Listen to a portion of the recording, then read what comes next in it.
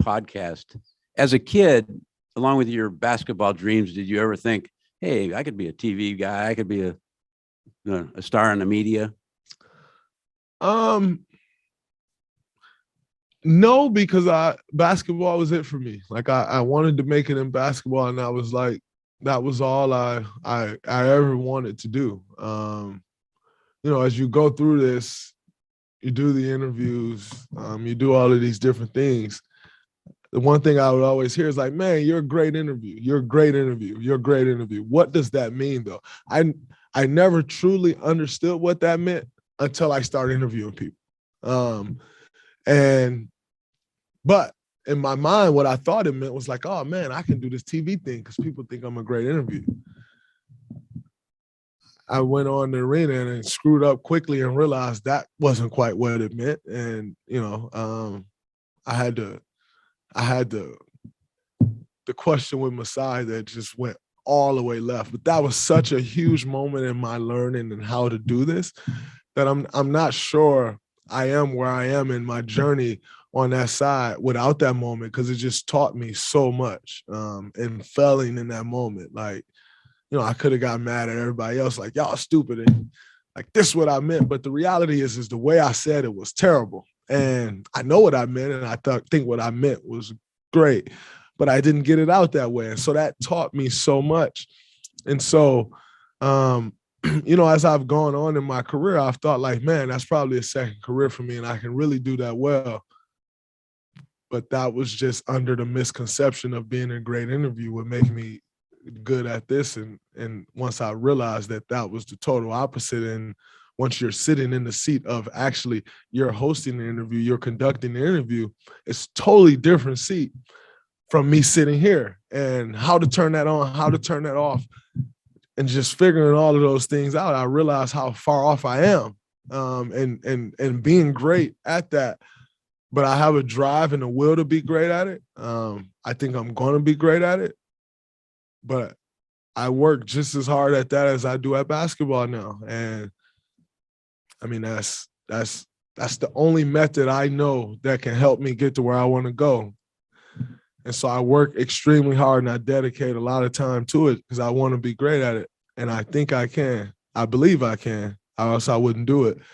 But if I'm being honest, it's way tougher than I thought it was. Well, like in the podcast with Steph, you seem to put in some work, research. You weren't just winging it. You had questions and thoughts prepared. Well, that was one thing that I figured out early on. It's like, I'm the type of person where if I need to go give a speech, the last thing I want is like the speech on a piece of paper, because I'm a butcher it. Like it just won't feel natural and normal to me. And I feel like I'm better when I'm just kind of, just being me and going with the flow, and one thing leads to another.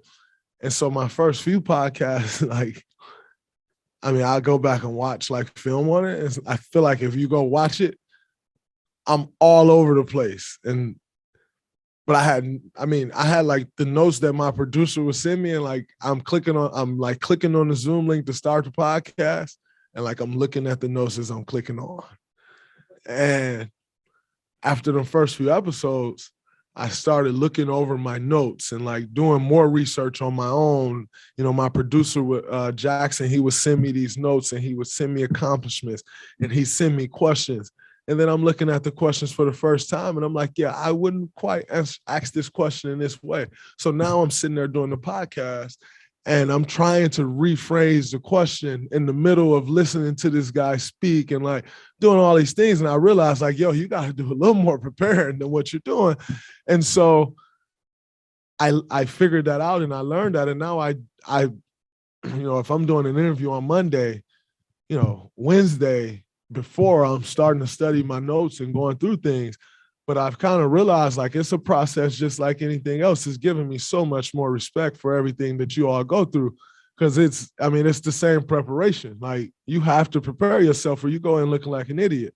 I felt like my first few podcasts, everybody was like, oh man, there's an NBA player that, speaks well. He's doing a podcast. That's great. But I think they were awful. And I think as I've gone along and, study more educating myself more and taking more notes. Like, we do calls every now and then to figure out what's working, what's not. And I feel like as I've indulged more, I've gotten better, but I think I have so much further to go. Like, I mean, I listen to some of y'all podcasts and I think I'm so far off on just where I want to go. But it's a process, and I'm a rookie in the process, and I respect how I felt as a rookie before. And so I try to take my experiences and what I've done my whole life and try to apply them to this. And I understand that I'm a rookie and I have a lot to get better at, but I think if I continue to put the work in like I've been doing, I think I will get better. So what do you see long term as your goal in the media, TV, podcast, whatever it might be? Long term, I want to be bigger in media than I ever was at basketball. Long term, I want to win all the awards that you can win. I want to create some stuff and win some Emmys. I want to, I want to do all of those things that, comes on that side. And that's my goal. I would love to build a media empire, but I'm a rookie and I'm a long ways away from that. But ultimately, that's my goal. I want to be bigger in media than I am at basketball. And I think if I do that, I did pretty good.